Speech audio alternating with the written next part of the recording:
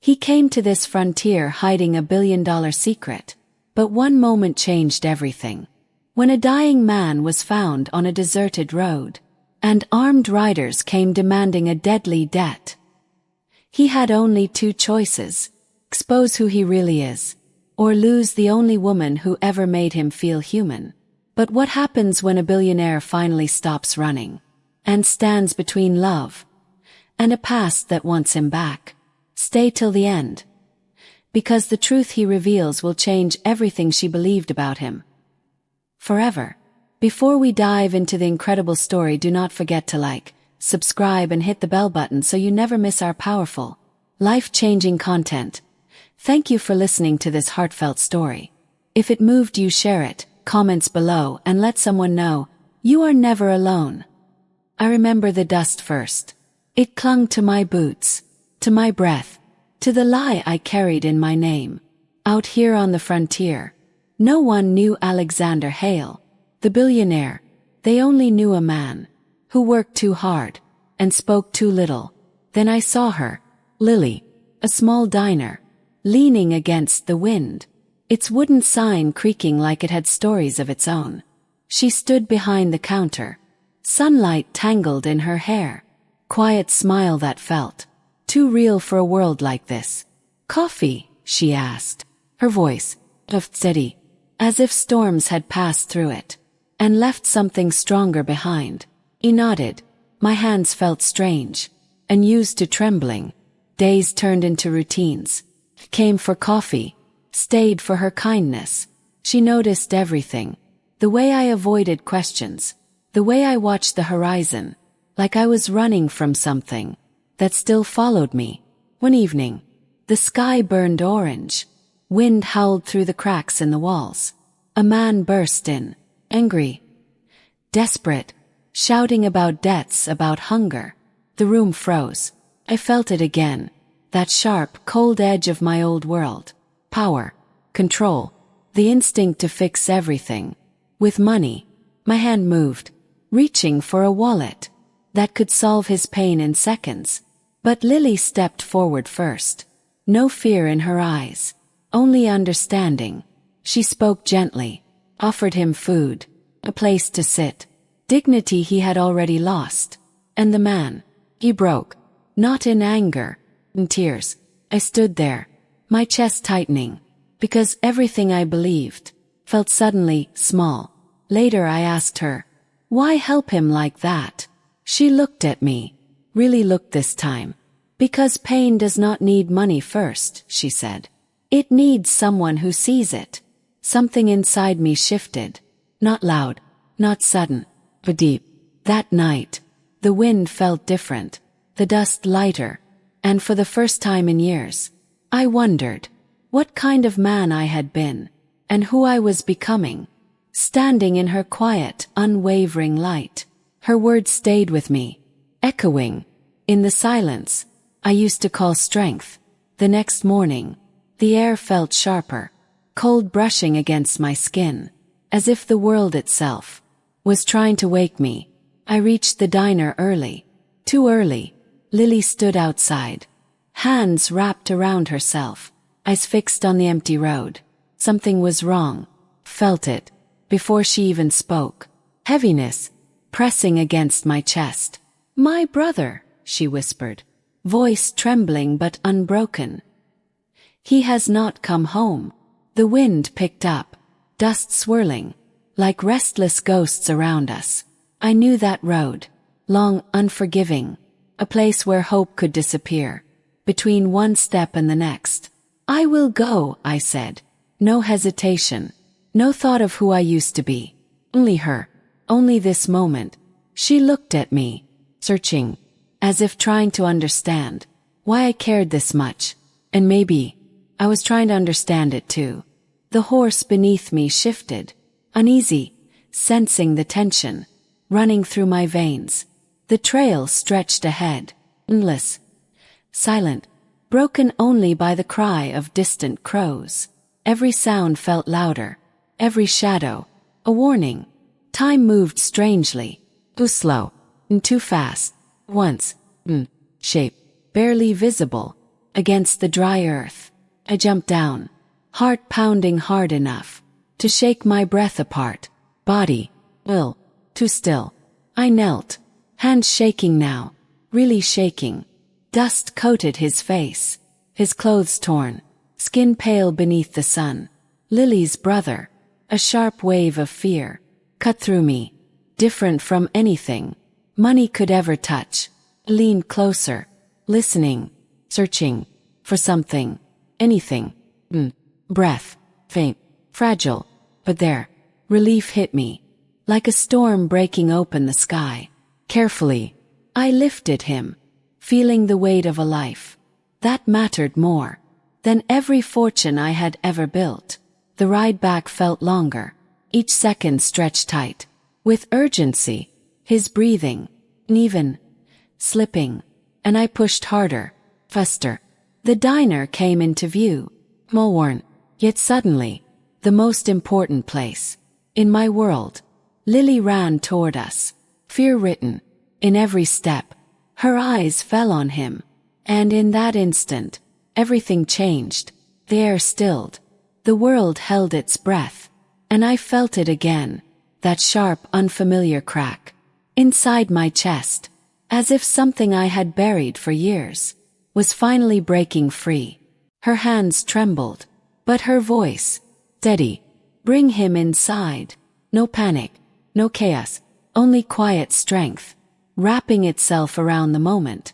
We laid him on the narrow bed, near the window, light spilling across his face, revealing every bruise, every fragile breath. I stepped back, suddenly unsure where I belonged, in this small sacred space. Lily moved quickly, water, bluff, careful hands, that knew pain, far too well.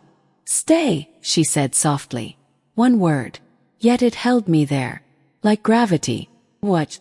The way she cleaned his wounds, the way her fingers paused, whenever he winced, as if she could feel it too. The wind rose again.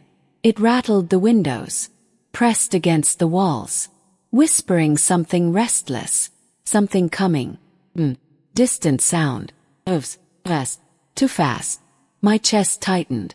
Instinct, old, sharp, uninvited, surged through me. I stepped outside. The sun hung low now, bleeding red across the horizon. 3 riders approached, their silhouettes cutting through dust, like blades. I knew that kind of presence. Not hunger, not desperation, power. The kind that takes, without asking. They stopped just short of the diner. One of them dismounted slowly, boots hitting the ground, with deliberate weight. Well, he said, voice rough as gravel. Looks like we found him. Cold wave ran down my spine. Not fear, recognition. I had seen men like this before. I had been men like this before. My hands curled slightly. Now, yet carrying memories of control, of decisions made without mercy. Behind me, I heard the door open. Lily. I did not turn, but I felt her presence, like warmth against my back. He stays here, she said, simple, unyielding. The man laughed, low, amused, as if kindness itself was something to mock. You think this is your choice? Silence stretched, tight, fragile, ready to break. My heart pounded, not with power this time, but with something far more dangerous. I stepped forward, just enough to stand between them and her world. Dust swirled at my feet, the wind rising higher, pulling at my coat, like it was trying to strip away every lie I had left. And for the first time, I did not want to hide. Not my name, not my past, not the man I had become. Standing in front of her, the leader's eyes narrowed, studying me now, really studying, as if something about me felt familiar, dangerously familiar. The air thickened, every second, pressing harder against the moment, and I knew, whatever came next, would not just test who I was pretending to be, but everything I was finally ready to become. His gaze lingered on me, sharp, searching, as if pulling at a thread that could unravel everything. A flicker of recognition. But enough. Well now, he muttered, taking a slow step closer, boots grinding into the dust. You look like a man who has worn finer clothes. The wind stilled. Just for a second, my pulse roared in my ears. Behind me, I felt Lily shift, not stepping back, not hiding, just there, steady. And that steadiness, it anchored me. I am just a man passing through, I said. The lie felt different now, heavy and welcome, like it no longer belonged. Me. The rider smirked. Men like you do not pass through places like this, unless they are running. The words struck deep, echoing through every choice I had made, every deal, every escape, every silence. His hand moved, slow, deliberate, resting near the gun at his side. The other two shifted as well, a ripple of threat, moving through the air. Inside, faint sound, breath catching. Lily's brother, still fighting, still holding on. And suddenly, this moment felt larger than fear, larger than my past. You will leave, Lily said, her voice cutting through the tension, like light through storm clouds. No tremor, no hesitation. The rider turned his head slightly, almost amused again. You speak brave for someone with so little to stand on.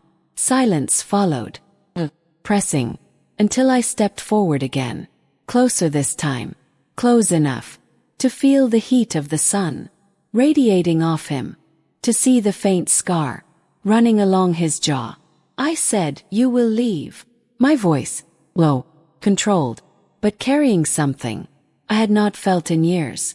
Not power, purpose.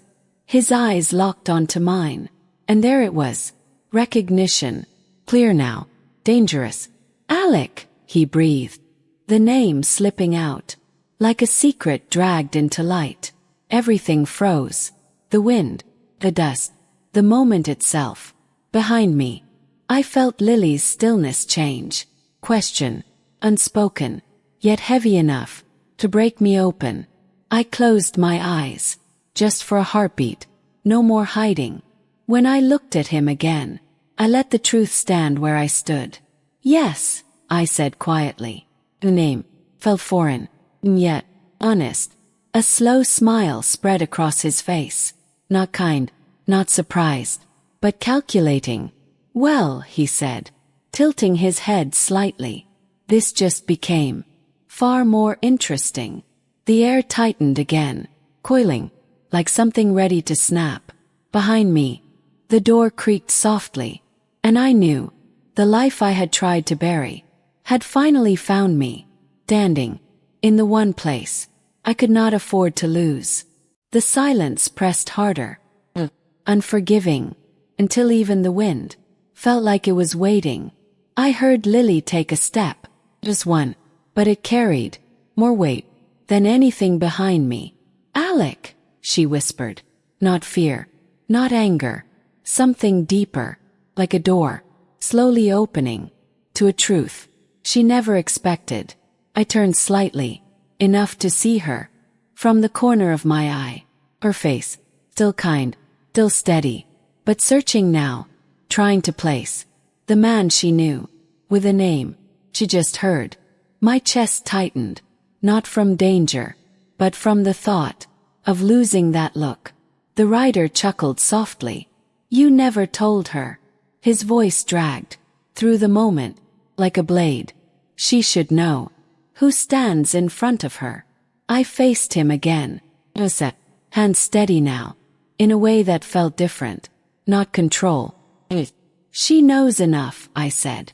But even as the words left me, I felt the fracture, truth pressing against everything I had tried to protect. Behind me, the faint sound again, strained breath, fragile fight for life. Lily's brother. And Lily moved, past me this time, not away, through.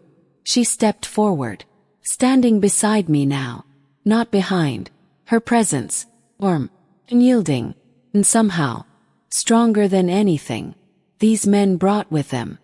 "He stays," she said again, her voice, yet carrying something vast, like every act of kindness she had ever given, stood behind those two words. The rider's expression shifted, less amusement now, more irritation. "You think this is about kindness?" He took a step closer, boots crushing gravel, hand finally lifting. "Not yet a weapon, but close enough. Promise one. This boy owes us," he added, gesturing toward the door. "Debts do not disappear, because you feel sorry." The word hit hard, pulling something dark from my past. Deals made, lives weighed, value decided, with cold precision. For a moment, the old logic whispered again, clear, simple, efficient. But then, I looked at Lily, at the way she stood, not with power, not with fear, but with belief. And that belief, it broke something. Me. That money never could fix. I stepped forward, placing myself fully between them now. "No," I said. One word, but it carried everything I had become since I walked into her world.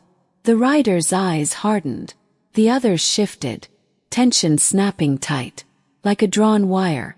"You are making a mistake, Alec." Maybe not, but for the first time, felt like my mistake to make. The wind surged, loud now, dust rising around us, in a blinding swirl, and through it, I saw his hand move, fast, decisive. Everything slowed, the world narrowing to a single point, choice, and consequence. His hand flashed, metal catching the dying light, sharp blinding streak, cutting through the storm of dust. Time stretched, thin, fragile, every heartbeat echoing louder than the wind itself.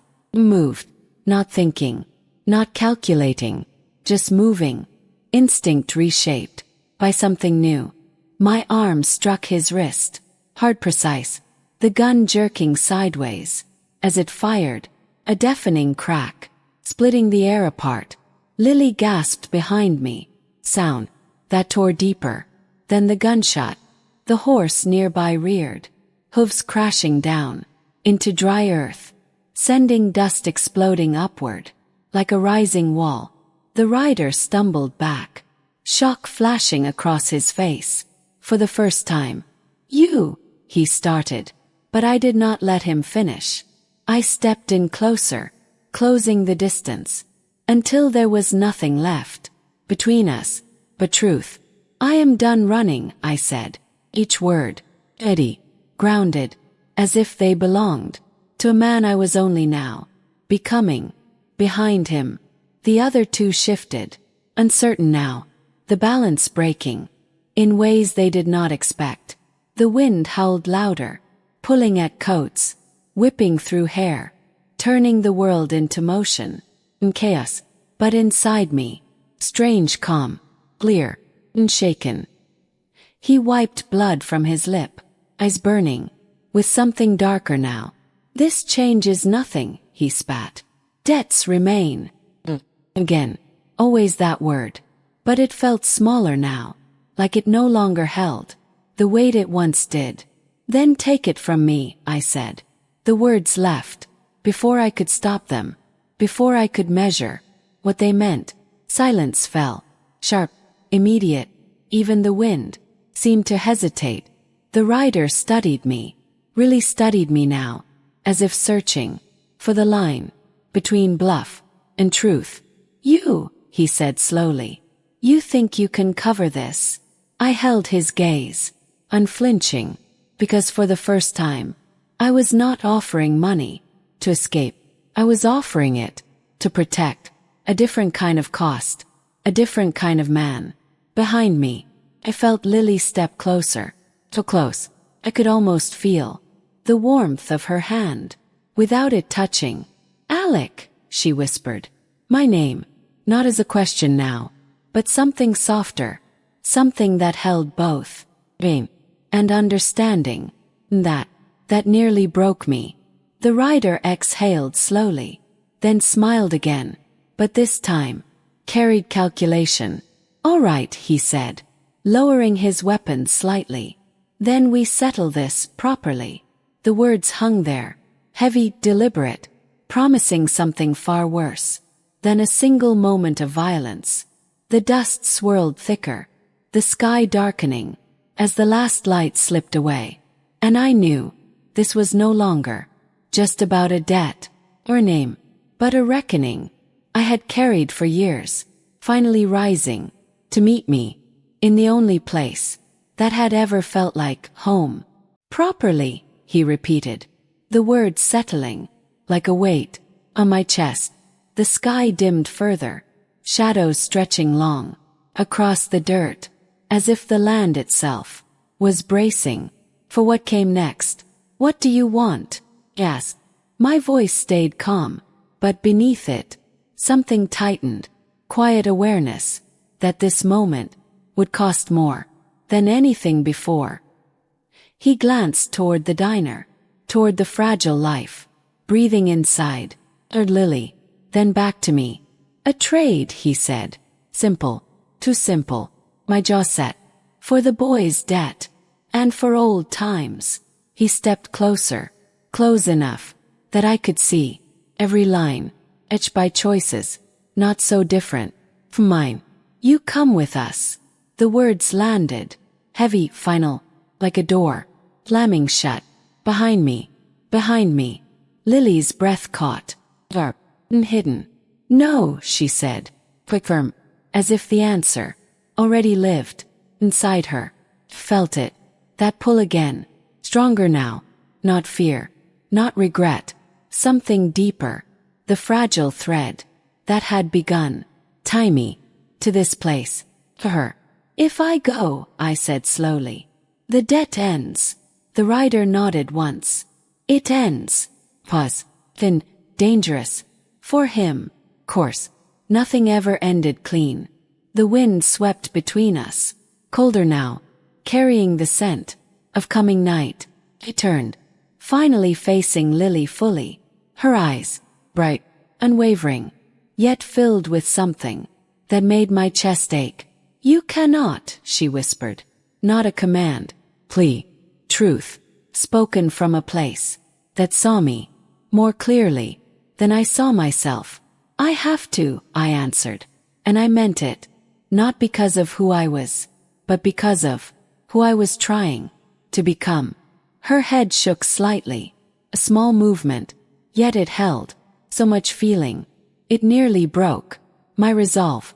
"You already gave enough," she said. Her voice softened, but it carried strength that reached deeper than any force. "You stayed to help. You chose to stand." Each word, reminder, mirror, held up to a man I barely recognized. Behind us, a boot scraped, impatience, time slipping. I stepped closer to her, close enough to feel the warmth of her presence, cutting through cold night air. "If I walk away now," I said, my voice lower, "then everything I learned here means nothing." Silence followed, tough, aching, filled with everything we could not say. In a single breath, her hand lifted, hesitating, before resting lightly against my arm. A touch, gentle, real, and stronger than anything I had ever held. "You are more than your past," she said. The words wrapped around me, steady, certain, like something I could almost believe. Almost. I covered her hand with mine, careful, as if the moment itself could shatter if I moved too fast. Turned back. The rider watched, silent now, waiting. The world narrowed again to a choice that refused to loosen its grip. The wind rose, dust lifting into the darkening sky, and somewhere behind me, a weak voice stirred. Lily's brother, caught between breaths, between moments, between everything that still hung in the balance. The sound of his breath, fragile, cut through everything. Lily turned, instantly, instinctively, dropping to her brother's side, as his fingers twitched against the worn blanket. "I am here," she whispered, her voice wrapping around him, like warmth in winter. And in that moment, something inside me became clear, not loud, not sudden, but undeniable. I stepped forward, not toward the riders, but toward truth. "No trade," I said. The words fell steady, final. The rider's eyes hardened. "You think you can defy this?" I held his gaze. "Come now," unshaken, because for the first time, I understood what truly held value. "You speak of debts," I said, "but you forgot something." Pause. Sharp, deliberate. "People are not currency." Silence. Heavy. The wind slowed, as if the world itself leaned closer to listen. I reached into my coat, slowly, carefully, and pulled out the truth I had hidden for so long. A small metal card, etched with a name that carried power. In every city, every boardroom, every corner of the world. Alexander Hale.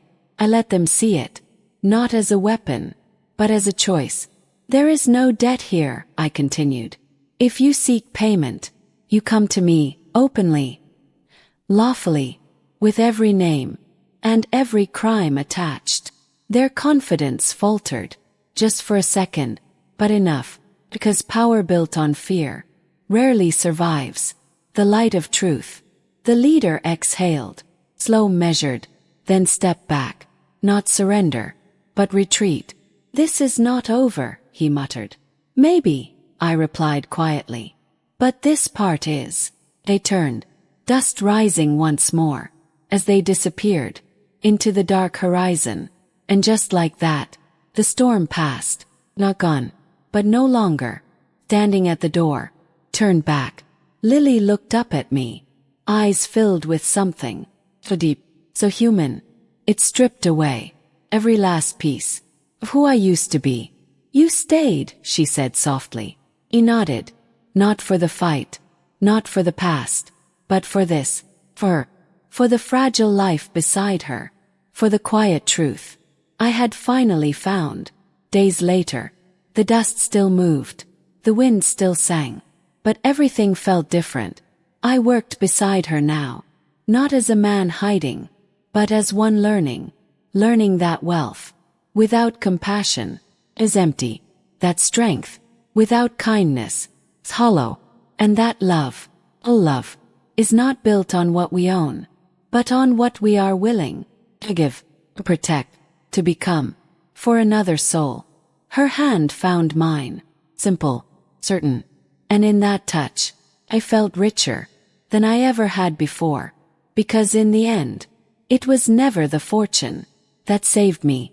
It was a kind heart that taught me how to be human again.